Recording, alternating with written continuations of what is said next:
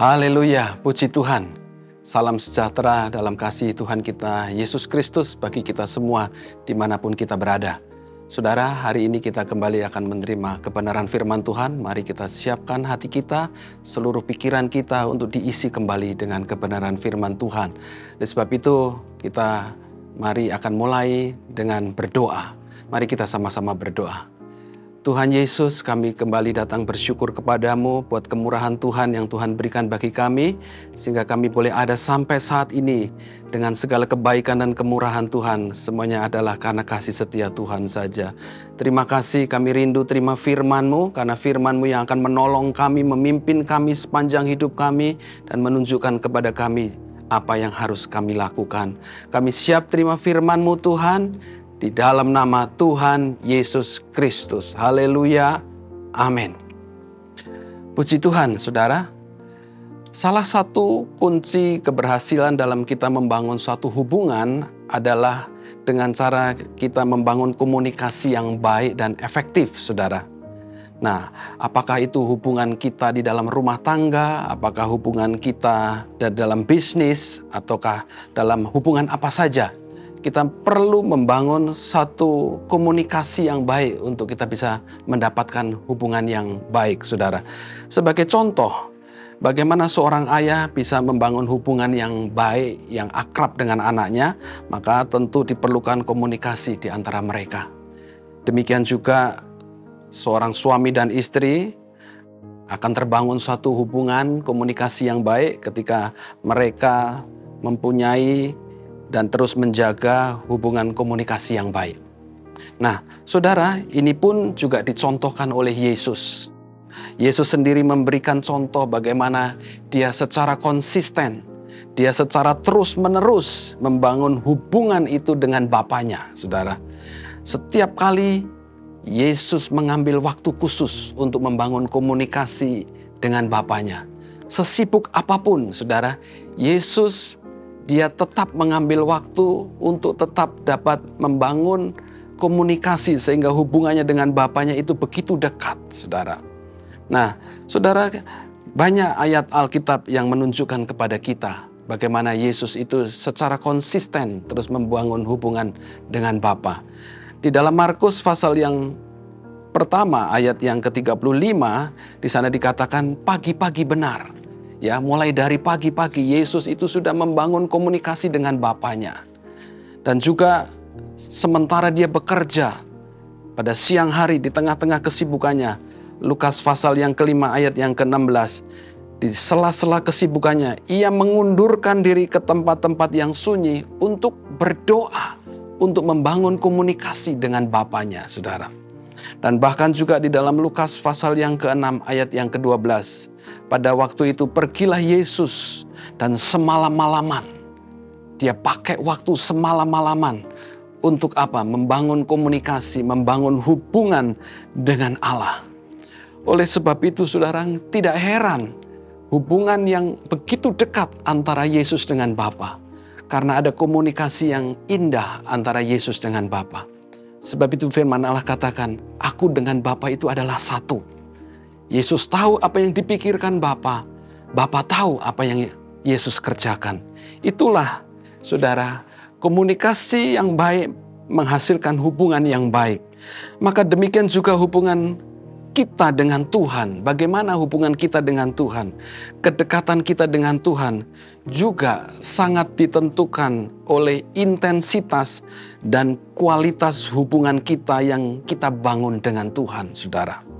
Semakin kita sering berkomunikasi dengan Tuhan, semakin sering kita berdoa, maka semakin dekat kita dengan Tuhan. Maka kualitas hubungan kita dengan Tuhan akan semakin baik. Mengapa, saudara? Sebab semakin kita dekat dengan Tuhan, maka kita semakin mengenal Tuhan dan Tuhan semakin mengenal kita. Nah, doa merupakan sarana yang Tuhan berikan kepada kita untuk kita dapat membangun hubungan kedekatan kita dengan Tuhan. Oleh sebab itu di dalam 1 Tesalonika pasal 5 ayat yang ke-17 di sana dikatakan, tetaplah berdoa, tetaplah bangun komunikasi dengan Tuhan, teruslah berdoa, jangan berhenti berdoa. Tuhan mau kita terus-menerus berdoa tanpa kita berhenti, ya. Terus membangun hubungan komunikasi dengan Tuhan. Di dalam Yakobus pasal 4 ayat yang ke-8 di sana dikatakan, mendekatlah kepada Allah, maka aku akan mendekat kepada engkau. Nah, saudara, yang kedua, komunikasi seperti apa yang Tuhan kehendaki? Doa seperti apa yang Tuhan kehendaki? Alkitab menjelaskan bahwa komunikasi doa yang dikehendaki Allah adalah komunikasi dua arah, ya, bukan satu arah saja. Untuk itu mari kita lihat di dalam Yeremia pasal yang ke-33 ayat yang ketiga. Di sana dikatakan bagian yang pertama, berserulah kepadaku, maka aku akan menjawab engkau. Saudara, dari ayat ini kita bisa melihat ada dua hal yang menjadi dasar komunikasi yang dikehendaki oleh Tuhan. Yang pertama adalah dari pihak manusia diberi kesempatan untuk berseru, memanggil, berbicara, meminta, memohon kepada Tuhan. Karena memang itu adalah bagian yang Tuhan berikan kepada kita. Tetapi bukan hanya berhenti sampai di sana. Tuhan menghendaki yang kedua adalah dari pihak Tuhan. Tuhan menjawab. Artinya ada giliran Tuhan untuk berbicara. Ada giliran Tuhan untuk menjawab. Ada giliran Tuhan untuk menyampaikan isi hatinya bagi kita, saudara.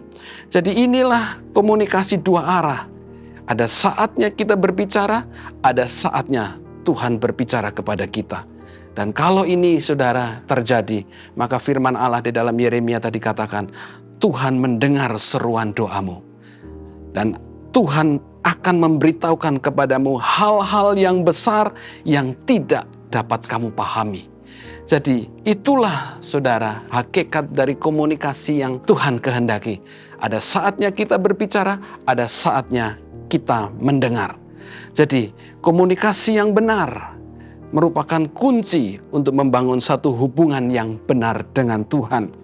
Itulah sebabnya, saudara, kita perlu kepekaan terhadap suara Tuhan. Kita perlu memberi waktu kepada Tuhan untuk Tuhan juga bicara kepada kita. Sehingga ada hubungan dua arah antara kita dengan Tuhan. Oleh sebab itu, saudara, mulai hari ini mari kita perbaiki kualitas hubungan kita dengan Tuhan. Kualitas komunikasi kita dengan Tuhan. Dengan apa? Kita membangun hubungan dengan Tuhan bukan berdasarkan apa yang kita butuhkan saja. Tetapi lebih dari itu, kita berdoa, kita berkomunikasi dengan Tuhan karena kita mengasihi Tuhan. Karena kita cinta kepada Tuhan. Sehingga ada selalu kerinduan di dalam hati kita untuk mendengar suara Tuhan. Untuk ada dekat dengan Tuhan. Bukan hanya dari pihak kita saja kita bicara. Tetapi ada waktunya kita memberi waktu Tuhan berbicara kepada kita. Kita mendengar suara Tuhan. Bersekutu dengan Tuhan. Hanya dekat Allah saja aku tenang. Itulah firman Tuhan katakan.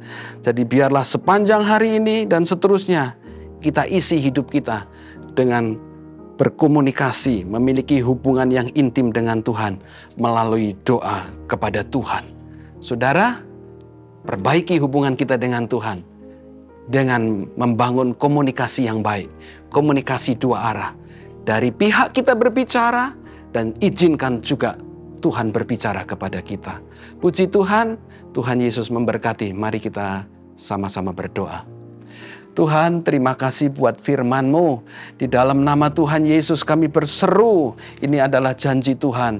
Tetapi firman-Mu juga mengajar kepada kami untuk kami belajar mendengar firman-Mu. Sehingga kami mengerti maksud Tuhan. Kami mengerti kehendak Tuhan.